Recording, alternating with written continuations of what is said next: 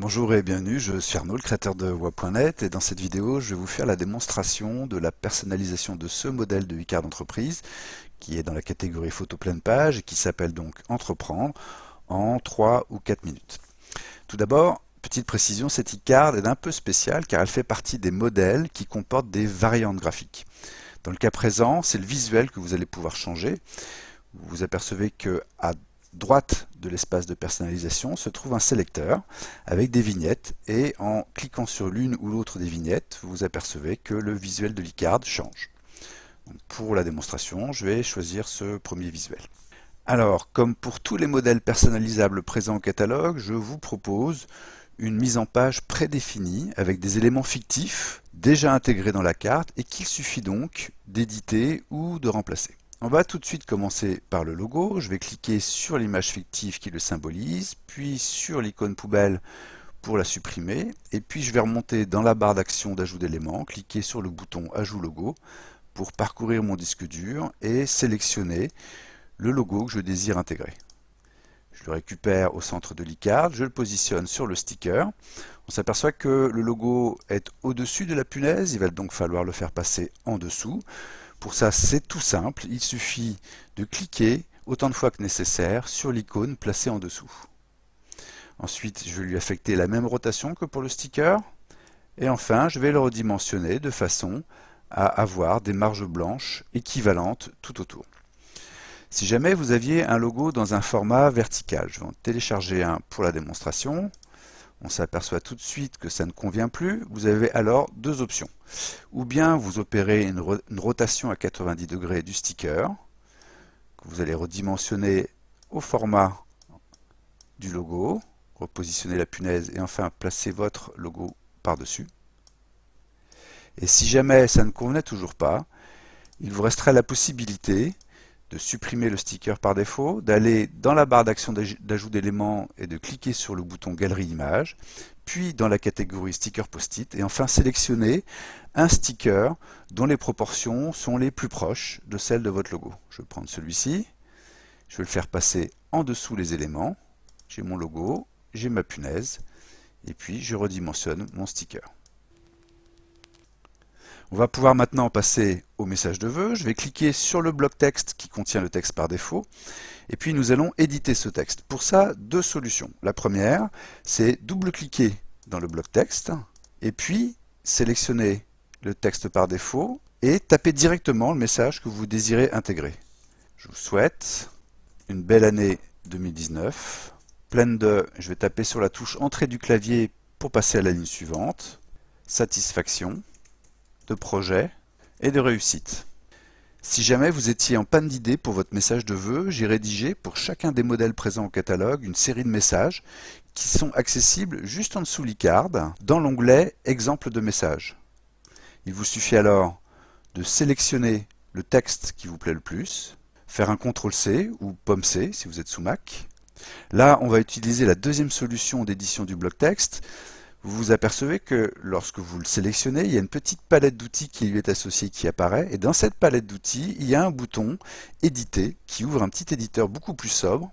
Et là, je vais faire, après avoir sélectionné le message par défaut, faire un CTRL-V ou Pomme-V pour intégrer le message que j'ai sélectionné dans la liste des messages. Je vais procéder à des petits alignements de façon à conserver une mise en page harmonieuse. Ici, j'aligne le message sur le bord gauche du millésime. Voilà, j'en ai terminé avec mon message de vœux. Je vais vous montrer aussi comment on ajoute un bloc texte. Ça pourrait être par exemple une signature. Pour ça, je retourne dans la barre d'action d'ajout d'éléments. Je clique sur le bouton Ajouter texte. Et puis je vais rentrer ici mes prénoms et noms.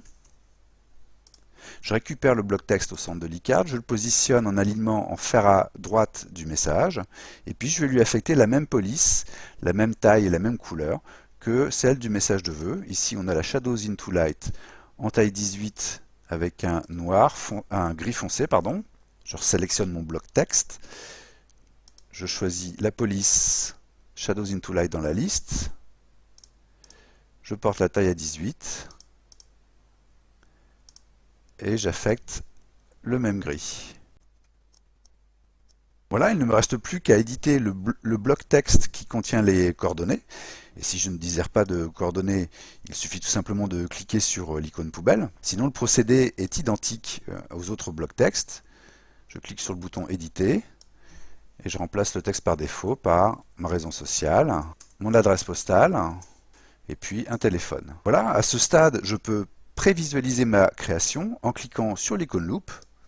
Alors évidemment, les filigranes WA.net et les traits en diagonale sont absents du fichier final qui vous est livré dès lors que vous finalisez votre commande. Si jamais je veux faire d'autres essais, je peux sauvegarder cette création en cliquant sur l'icône disque. Ici, je vais l'appeler Créa 1. Et puis, je vais faire des modifications. Par exemple, j'ai ici un logo transparent, donc je pourrais faire l'économie du sticker et de la punaise.